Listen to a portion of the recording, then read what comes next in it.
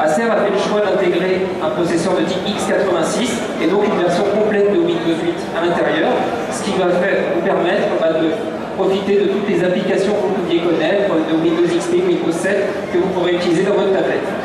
En plus de ça, en fait, la vraie nouveauté de ce produit, c'est justement son caractéristique hybride. Donc comme vous le voyez, le produit est livré avec une petite dock clavier qui vous permet, lorsque vous connectez la tablette dessus, facilement, comme vous le voyez, d'avoir un produit vraiment très proche d'un ordinateur portable. Jusqu'à présent, ce qu'on pouvait reprocher aux tablettes, c'était le fait qu'en mode mobilité, elles étaient très pratiques, on pouvait consommer du contenu, on pouvait jouer, regarder des vidéos, etc., aller sur Internet. Par contre, lorsqu'il s'agissait de taper des textes un petit peu longs, de faire des emails, etc., on était un petit peu limité. Avec ce genre de produit, avec la disponibilité d'une large gamme de logiciels sur Windows 8, vous allez vraiment pouvoir retrouver tous vos réflexes que vous aviez auparavant sur un PC, mais cette fois-ci dans une tablette.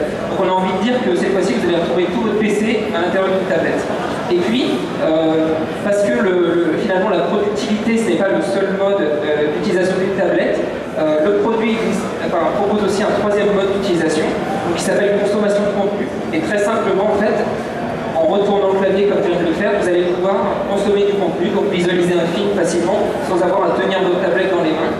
Et ça reste la consommation de contenu encore un des usages principaux de la tablette. Et beaucoup de personnes ont tendance à aller acheter des berceaux d'accueil, des stations d'accueil pour faire cet usage. Et finalement, là, très facilement, vous voyez qu'avec le clavier, vous allez pouvoir avoir ce petit plus.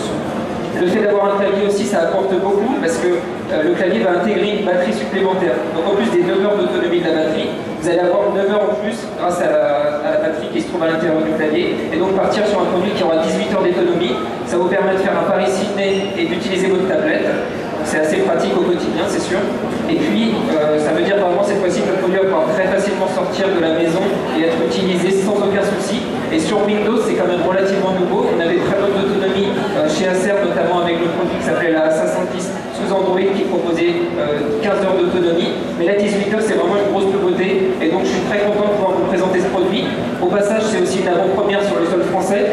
Acer n'a pas encore présenté au grand public ce produit.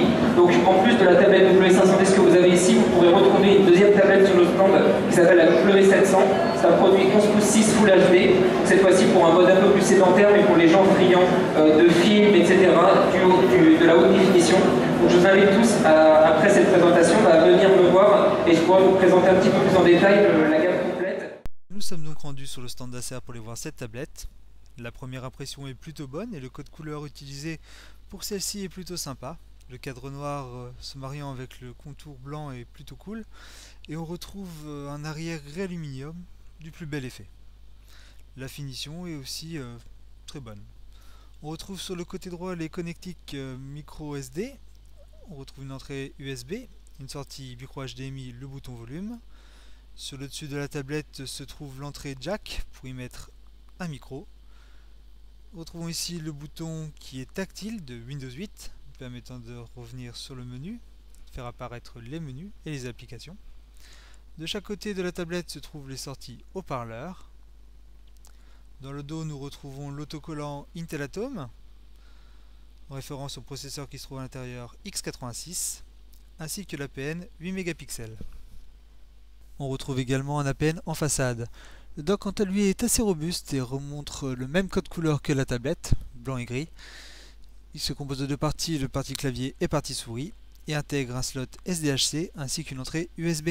Le tout accompagné d'une belle pochette gris argenté qui protégera l'ensemble et permettra même d'y intégrer un stylo ou un stylet.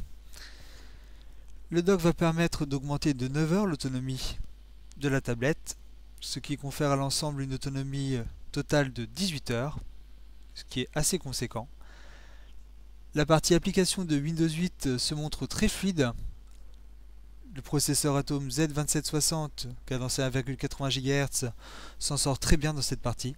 Cependant, ce n'est pas une version Windows RT.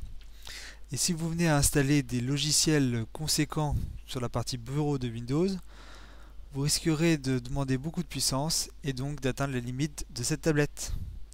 Cette tablette est donc orientée vers une polyvalence pour utiliser tout ce qui est application Windows 8, jeux Windows 8, mais également du traitement de texte, de la lecture sur internet et bien évidemment toute la lecture du contenu multimédia, c'est-à-dire musique, vidéo, photo. Le tout est proposé pour 599 € et devrait sortir en novembre pour la sortie de Windows 8.